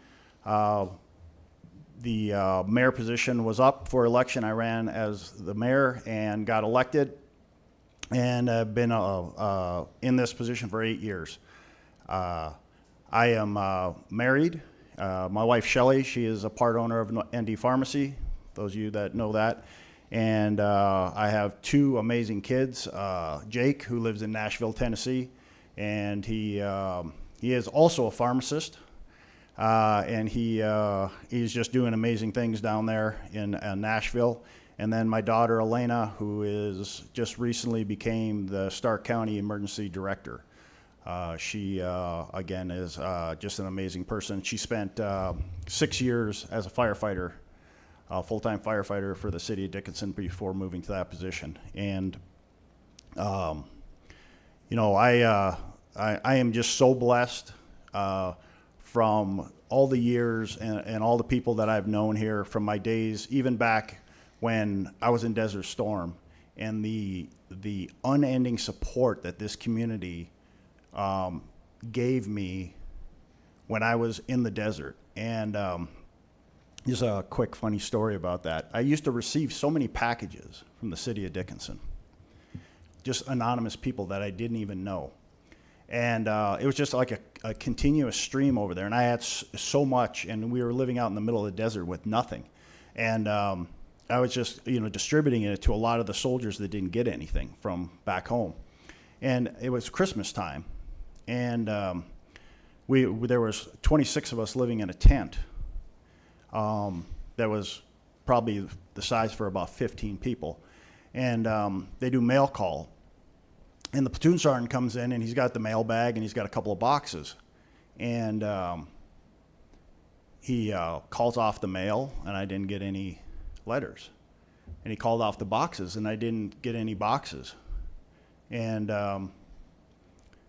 the guys kind of made a joke about it. They're like, "Hey, Decker, you didn't get a box? It's Christmas. They forgot about you." And the platoon sergeant just shook his head, and he goes, "Decker, go get your mail." So he made me go down to the captain's tent and pick up the 8 boxes that were sitting there and the bundle of letters, and I carried it back myself.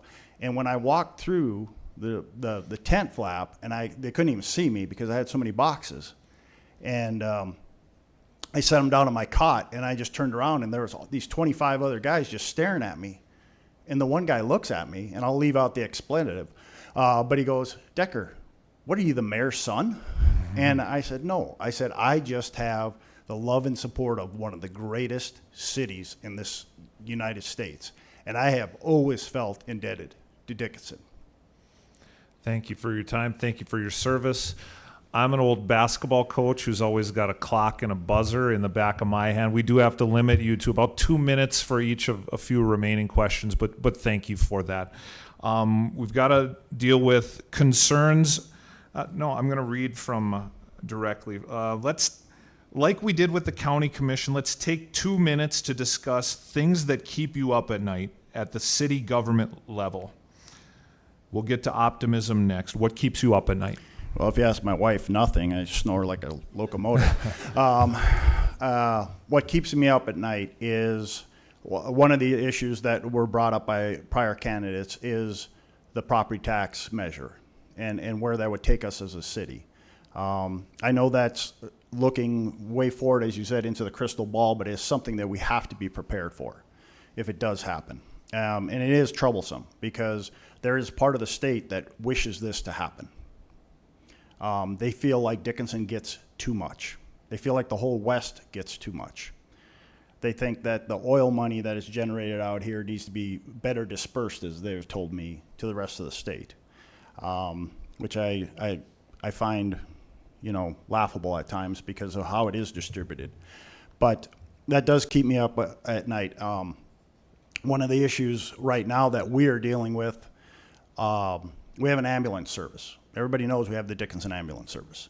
Well, the Dickinson Ambulance Service is not run by the city of Dickinson. It is a private organization. And that organization does not want to be in the city of Dickinson any longer. And they've tried to sell it, and they have no takers. So now this duty is going to fall upon us as a city and as a county to take that over. And that is an additional cost to the city. And I do, it is one of the things that keeps me up at night. And I want this the citizens of Dickinson to feel safe at all times, be it either through the PD, fire, or having that emergency service, that ambulance service that's readily available to them. And so that would be one of the things that keeps me awake. There you go. And now, what makes you optimistic and hopeful for the future of the city of Dickinson and Western North Dakota? Well, I would just say the growth and the factor that they spoke earlier with the school board candidates, the size of the classes. It means that people are putting down, they want a homestead here. They're having large families again, 4, 5, 6 kids in some cases, and that makes me hopeful. When we talk as a city commission about expanding quality of life, we do that in unison with the business opportunities that we see coming down. TC Energy and their hydrogen hub. We just had a meeting today, a leadership meeting. Carter and I were able to attend with ConocoPhillips.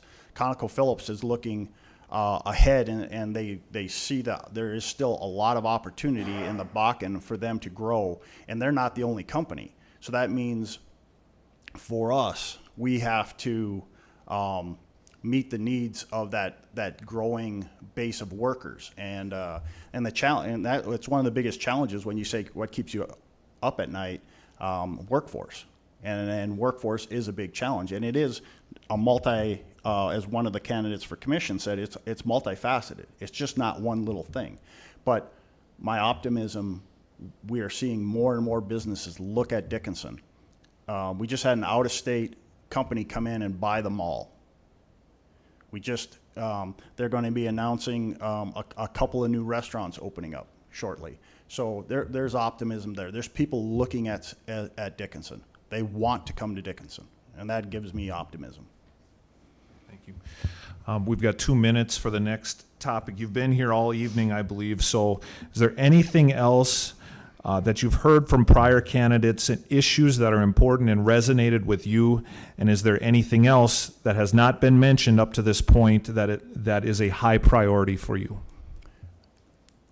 Well, starting with the school candidates and kind of going all the way through the evening is our behavioral health.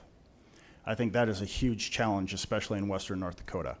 Your mental health, your addiction, dealing with the homeless, dealing with individuals that are sometimes seen as outside of society, and how do we get them back in and make them productive members. That's, I think, one of the, just a really large challenge that we are facing as a community, because that goes back to workforce and recruiting individuals to come to the school system, to come to the hospital, to come to be an addiction counselor, to come to be behavioral health, a psychologist. All that, it works in unison. So we have to continue to make Dickinson the most attractive place for somebody to live. And we have to stop selling ourselves short because we're cold for 2 weeks, really cold. I know you're saying, hey, we're cold from November till April, but come on, it's about 2 weeks. It's really miserable. And then, after that, we have to, keep promoting Dickinson for what it is. It is a great place to live and raise a family. I know that. I knew that back in 1998 when I wanted to bring my family back here, and I wanted my kids to be around my relatives and around my friends. Okay. And a minute or less to wrap up, but make the case that the residents of the city of Dickinson should vote for you for mayor for another 4 years. Well, I would ask for your vote for another 4 years, because there are a lot of things that we are working on as a community, working with different partners. We have such a great working relationship. I have such a great working relationship with not only our legislators, but our school officials, our Southwest Waters in the audience, our county commissioners, all the business entities. And I continue to be in the negotiations at all times and putting the city's interests up front, so that individuals know that, yes, you are welcome here, and we want you to be part of it. And we're excited to have you. I'll just put it that way. And my experience, like I said, I've had now 4 sessions or more down with the legislature, removing some COVID, and then and working with our federal delegation to get a lot of projects done. So. And we'll end on that note. We want to thank you, Mayor Decker, for your service up to this point on the City Commission and as our mayor. And as you mentioned, you are a military veteran. Thank you for your service to our country. Thank you, Carter.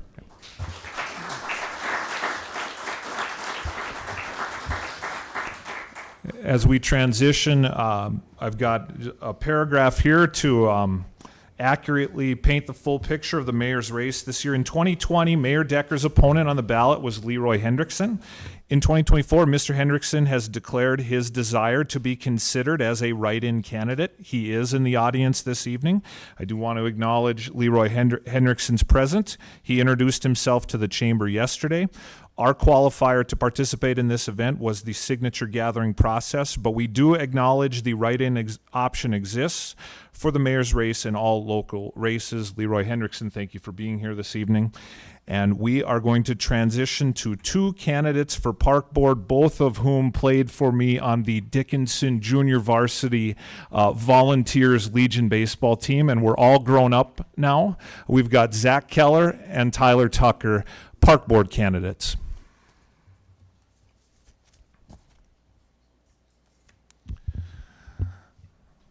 Do you remember the time we swept the Beulah varsity up in Beulah when you were 15 and we beat their 18-year-olds? That was big. That was big. Good day always. Okay, make sure your microphones work. There we go. And again, these are two candidates for Park Board. We have Zach Keller running for re-election. You have Jo Marie Cattermas choosing not to run for another term. We do thank her for her service, the 4 years to this point. And then we have Tyler Tucker, who would be running for his first term. Two individuals for two spots on the Dickinson Park Board. Zach has the incumbent's perspective. Tyler is the newcomer. We'll always go Keller and Tucker in that order. With 1 minute to respond, please tell us a little about yourself, including your background and what motivates you to run for election to the Dickinson Park Board. Zach Keller. I've been a lifelong resident of Dickinson. Have a wife and 3 kids in the community, and have always loved being here and being a part of this community. The reason I choose to continue to run for Park Board is, I think a lot of my memories and who I am as an individual have been shaped by groups, facilities that are related to Park Board. It's been a big influence in my life. Some of my best memories have to do with the park and recreation services provided. Some of the best friends I have, I met through recreational activities, with the recognition that there are many things in our community that deserve budget dollars, resources, attention, and service. I do find this particular arena important as well, and something I can provide some expertise in. So, very good. Tyler Tucker, who are you and why are you running for Park Board? Awesome. My name's Tyler Tucker. I was born and raised in this community. I left for college in 2009, went to Fargo for a while. I told myself there's no chance I'm ever coming back to Dickinson. Funny story, actually, a coach that worked with Carter called me one day when I was in Fargo and offered me a job back in Dickinson, and I told him there's no way I'm moving back. I love it here in Fargo. Finally, he convinced me to do it, and I will tell you it's one of the best decisions that I've made. I love this community. I will raise my entire family here. I am married with an 18-month-old girl. I love the direction the city's going. I think just some of the things the city's brought in has been really exciting. And big reasons why I'm running for the Park Board, I'm just going to reiterate off of what Zach said, is a lot of my lifelong friends were formed in the parks, whether it was playing baseball, whether it was playing tennis, whether it was just being out in the community. I remember the day the community center opened and running there as a little kid and spending all my time there. So just being able to hopefully continue that growth moving forward would be cool for me and why I'm running. Yeah. Are you a firefighter? Do I have that right? Yes, I am. I do work full-time as a fire inspector for the city of Dickinson. So you're a firefighter and you're clean shaven today. Is that allowed in the department? I did lose my mustache. Yes, Okay. I had a good one going for a long time, but I'm It was time for it to be gone. I had to get you on record on that. Okay. It'll come back in November. Good. Let's see here. In a minute or two, tell us more about your greatest areas of strength and then how they align with the needs of the park district as you see them at this time. Sure.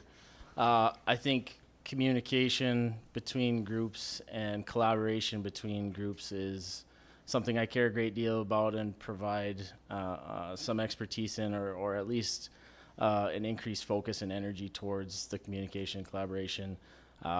In my opinion, we have facilities like the community center that are huge for our community, but our greatest asset as a park and rec department is our people at Park and Rec. We have an outstanding staff that cares deeply about the community and takes pride in the work they put together and increasing the quality of life of our community. And I think communicating with that group and collaborating with other local leadership groups and the general population is where I like to focus my attention. Good. Mr. Tucker, your strengths and then how they align with the needs of the park district. Definitely. I would definitely say my strength is, along with Zach's, is clear and concise communication. You mentioned where I work. I wasn't really going to bring it up, but I will talk about it now. In the fire service, communication is probably one of our most important aspects. If you can't be a clear communicator, that's when things go wrong. So I really pride myself in being a clear and concise communicator and being very direct with things instead of having to go around the bush with things. Just go right at the problem and try to find a solution for it. In saying that, again, I feel like I'm just repeating Zach, but collaboration in the community is huge. I've spent time on the DSU Booster Club board in multiple different areas around the community. My wife serves on the Baca Barbecue Committee. I just like being involved in the community in any way, shape, or form that I can, and bringing in not just my point of views, but any point of view that is brought up to me. Thank you for that. Next question is a crystal ball question. You're running for a 4-year term, so let's look at it from that perspective.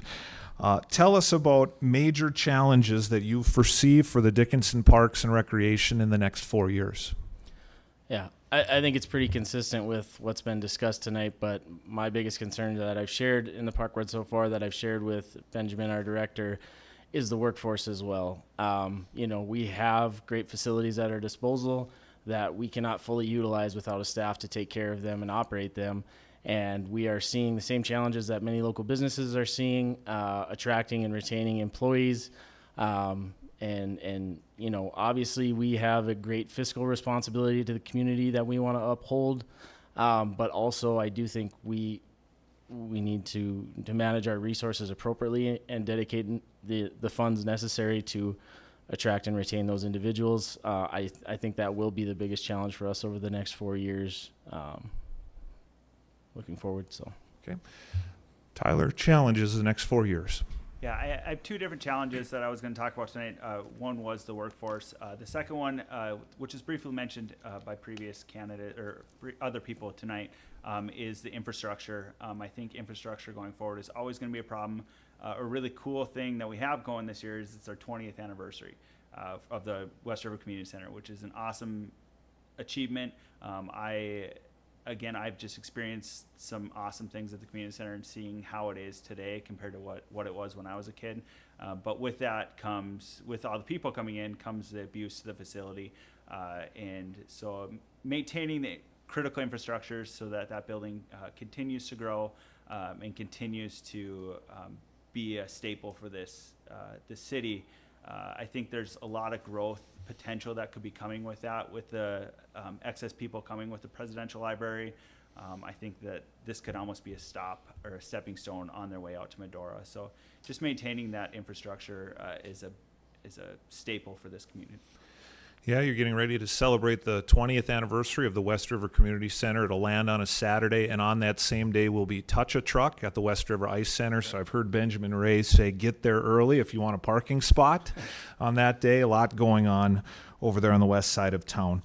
And another thing Benjamin Ray has said, I've heard him say, is that public input at your park board meetings is relatively light. Your work mostly flies under the radar, I think, is the perspective that I have. But where are areas where you might like to see more public input, issues where you would like to hear more from your constituents? Yeah. Recently, I believe it was just last summer, we ran the survey for the community, which we got a tremendous response on. I was truly impressed with the amount of people that took the time to respond, both to the multiple choice answers and given their comments, and that gave us a lot of good focus for the board of issues that were common for a lot of individuals that took the time. So that was a great tool for us, and it's shaping our decisions. It's shaping the master plan that the staff is working on. So I consider that a success and commend the staff for the work they put into that, both putting it out there and then compiling the responses. I would like to see more people at the park board meetings, because I do feel like one of the other issues that faces park and recreation is everyone's got a special interest. I did too before I was on park board, and I probably still have special interests, things that I'm going to gravitate to. But I think coming to those meetings, understanding everything in our purview, understanding all the things we're dedicating resources to, gives you a greater perspective of the balance we're trying to create, the community we're trying to serve as a whole, and balancing that to say, we can't just talk about the golf course all the time and focus on all the issues there. We can't just focus on certain user groups. We need to dedicate our time and our perspective on a large number of issues. And I think I needed that perspective, and I think that perspective is good for everyone. So I would encourage people to attend a meeting and just to broaden their scope of understanding as to what we're working on. Yeah. Okay. Tyler, again, question to you. Coming from the outside in, it's kind of hard for me to answer that, mostly because I haven't sat on this side of the table at a parks meeting before to get public input. But where I want to kind of place myself is to know that I'm very approachable. I'm very open to listening to suggestions from the community. I myself am excited for the opportunity, but without public input, it can make jobs really challenging. So anytime any public needs to communicate anything with us, show up to a meeting, talk with us outside of a meeting if you're not comfortable with that. One thing I will do, as I mentioned earlier, is communicate that to the people who need to hear it. So if there are concerns, bring them forward, whether it's in a meeting or a private setting. I think both are acceptable. And again, I purposely, to our audience, ended with the question, looking for opportunities to give more input to the folks who've put themselves forward, willing to be elected. I want to thank you for being a good audience this evening. We know we've got a live audience and a recorded opportunity to watch as well. In many ways, this event was meant to be a conversation starter. We can't tie a neat bow on everything, but we did have every candidate, again, who got the call from the chamber, came here today in person to be part of our event. We're very grateful for that. We're grateful again for you for being a good audience. We told Trace and Steph that we might go as long as 8:30. We're going to wrap up just a little early here. So again, thank you. Have a good evening and have good conversations moving forward.